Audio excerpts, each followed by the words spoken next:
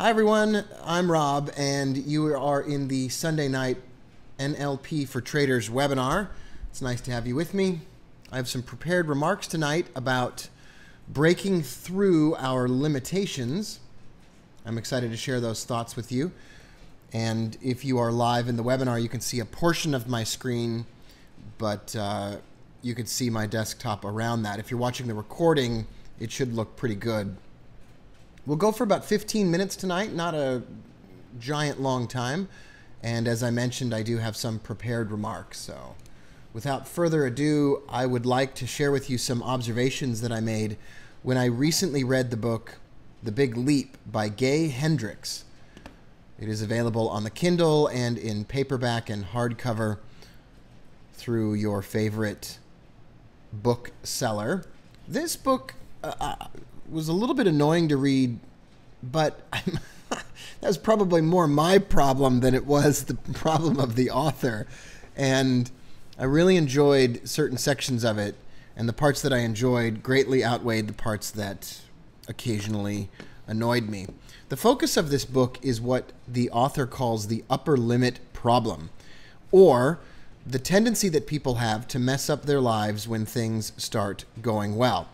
We've all heard of the trader that does well for a while and then sabotages their own success. And this neuro-linguistic programming course and so many conversations that we've had in the past focus on the reasons behind our tendencies to sabotage ourselves, namely the habits that we've built up over time, which allow us to create a life that is very familiar to us. The most powerful force in the human universe is our attraction to the familiar. And we tend to go back to things that we are accustomed to, and we are comfortable with certain ways of doing things, and we return to those things. So sometimes our tendencies are controlled by forces that we don't even understand. This book takes a slightly different perspective on the issue, and I appreciate the different perspective, and tonight I want to share that perspective with you. First of all, once again, the problem is that people tend to mess up their lives when things start going well. I have done this, and you have probably done this, and I know that we are all very familiar with this phenomenon. If you don't know, says the author, that it's okay to get everything that you want in life, then you will mess up your life when things start to go well. Once again, I'm going to repeat this, and this had a strong impression on me, a really significant effect on me. The author states that if you don't know that it's okay to get everything that you want in life, then you will mess up your life when things start going well. This invites an enormous amount of debate. The author is essentially stating that the reason that we don't get everything that we want, or the reason that we mess up our lives, is that we don't know it's okay to get everything you want. And I'm going to highlight this phrase. I hear all the time friends, associates, partners, or other people express to me feelings like they don't know why, when things are going well, that everything starts to come crashing down. I've heard people express the thought that just when everything was going perfectly, everything started to fall apart. I have often seen people even predict that their trading performance will falter right when everything is going well.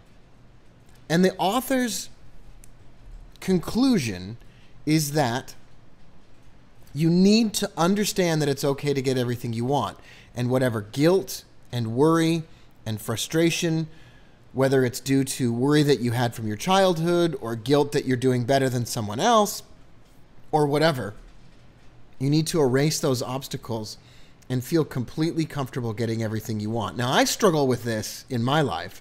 I know that some of you have struggled with some of this in your lives, and it's an enormous problem. So I want to ask a question rather than being critical. I want to ask a positive question. What would happen if you allowed yourself to feel great and have great things happen to you every day? I asked this question to myself during this week, and here are some answers that I came up with.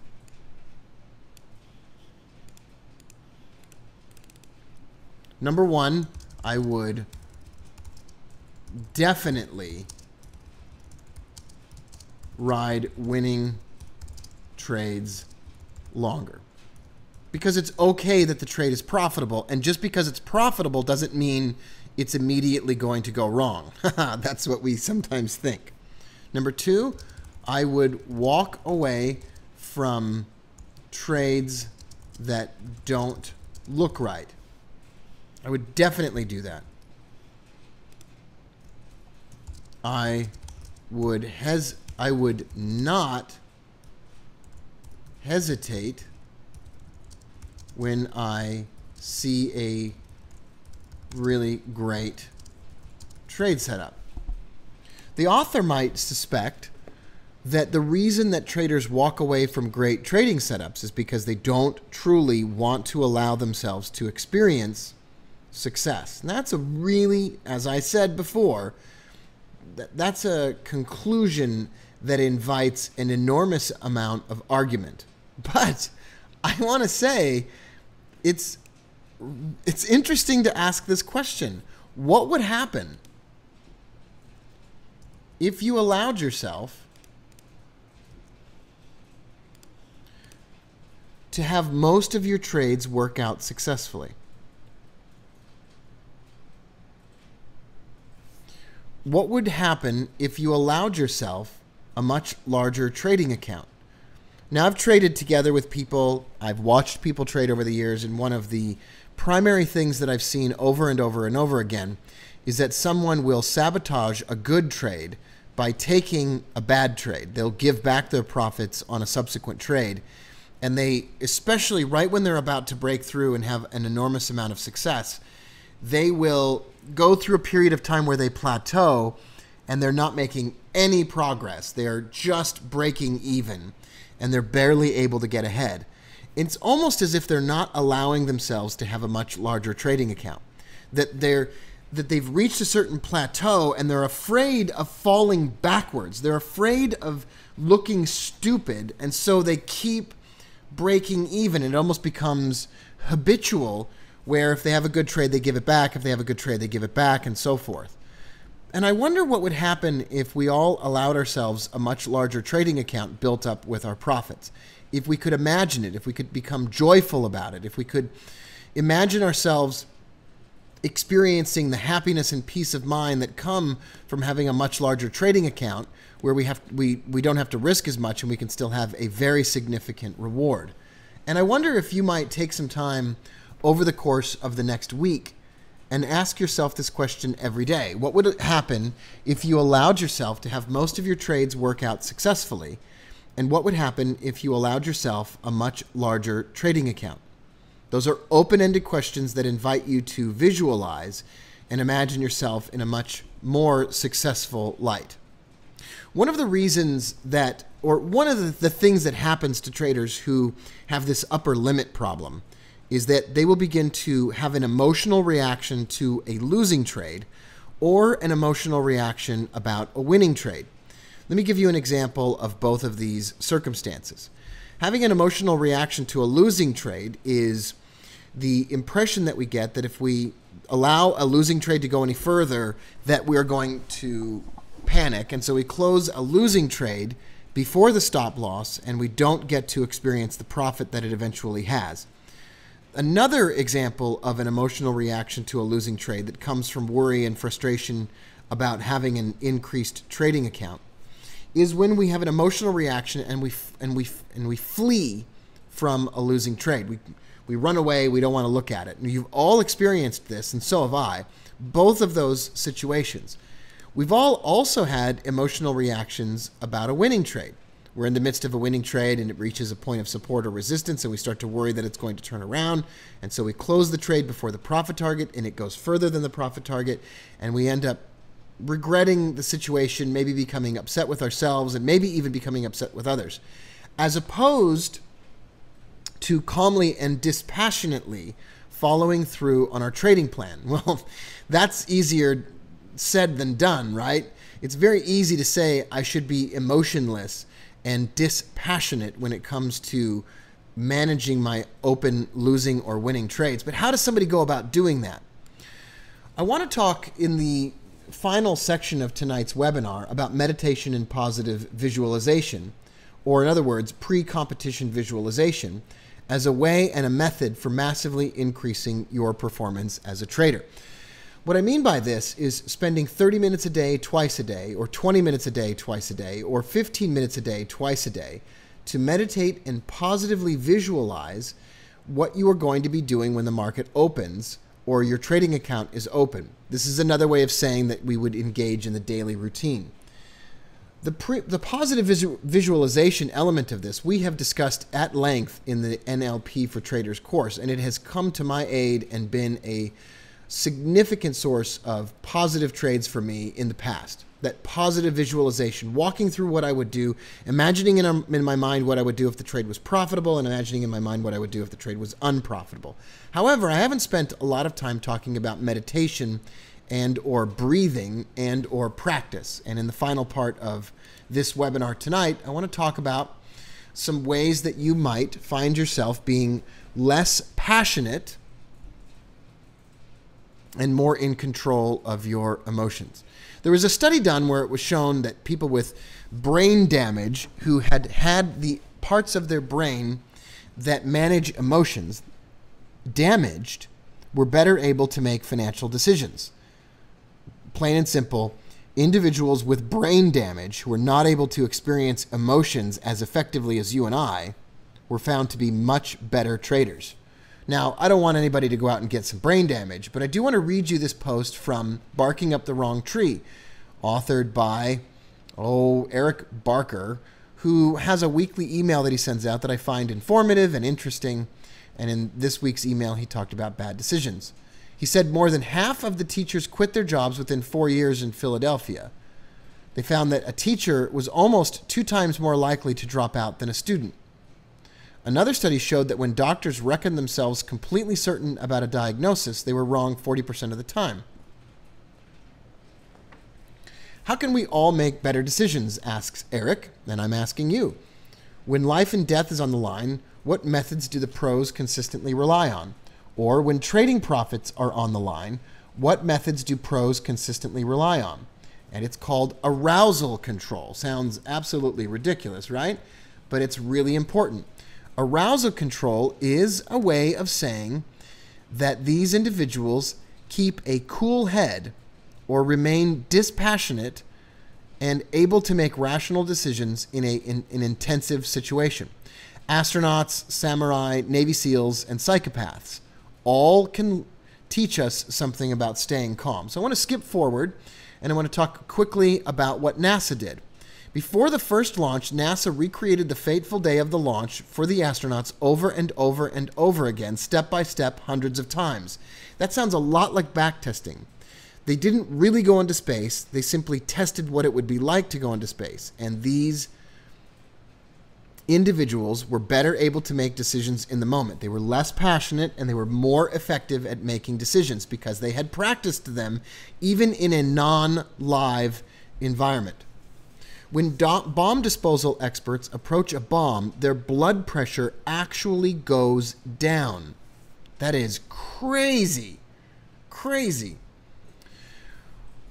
Next, what does the baddest samurai to ever carry a katana sword have to say about warfare? This is what they had to say.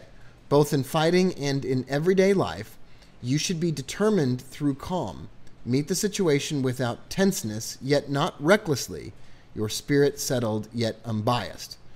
Like astronauts, samurai knew the power of a feeling of control through training, or practice, or for us, backtesting. But they had another trick up their sleeve. Emotional preparation. Emotional preparation is just as important as physical training. What do they do to emotionally prepare? They thought about death. Now, we're not recommending that everybody think a lot about death or margin calls, but reminding yourself that there is a worst-case situation can help you remain calm and rational. The Stoics did it, the samurai did it. And what are these methods? Well, let's talk about what's special about special forces, and we'll get closer to answering that question. A Navy SEAL had their vital signs monitored during a study. They were placed in a situation which told them that it was danger and time to panic. This is an incredible quote. With the Navy SEAL, his pulse rate began to slow when faced with the danger. His EEG to quick... Oh, I don't know what these sentences... I got mixed up on these sentences. The grammar is really bad. In fact, by the time the show is over, all 3 of the Navy SEALs' output measures were pulled below the baseline. The researcher hadn't ever seen anything like it. What they found was elite military units, or these Navy SEALs, became calmer and had a lower heart rate during an emergency situation. But how? How can you and I learn from this situation? So this paragraph really mixed me up, and I'm sorry about that. But essentially, it's essentially like this Navy SEAL tuned out and became calmer when there was a difficult situation. How did they do it? Breathing. I know that sounds crazy, but meditation-style breathing can make you courageous, increase your attention span, and even boost your happiness. That is incredible. Meditation-style breathing is simply sitting in a comfortable position and watching your breath come in and then watching your breath go out. Very simple, very straightforward, 15 to 30 minutes a day, twice a day, and it can make a significant difference. I don't know why that is at all, but it's absolutely incredible that you can simply maintain a feeling of control over your situation and do better emotional preparation, monitor your breathing, and you will be better off. I don't really agree with controlled empathy and asking what advice would I give my best friend in this situation. I think if you do these first 3 things, that you maintain a feeling of control, you do your emotional preparation, you consider how things could be worse, and then you monitor your breathing during a trade, can make an exceptional and incredible difference.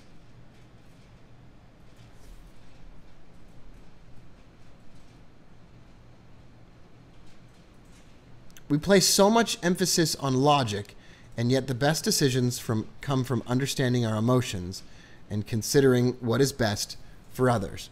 So here we go. This week, I challenge you to ask yourself what your trading life and success would be like if you allowed yourself the success and good fortune that is possibly waiting for you.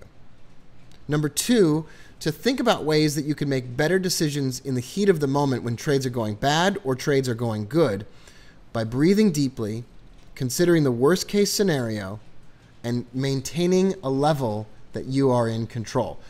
Strongly recommend those things.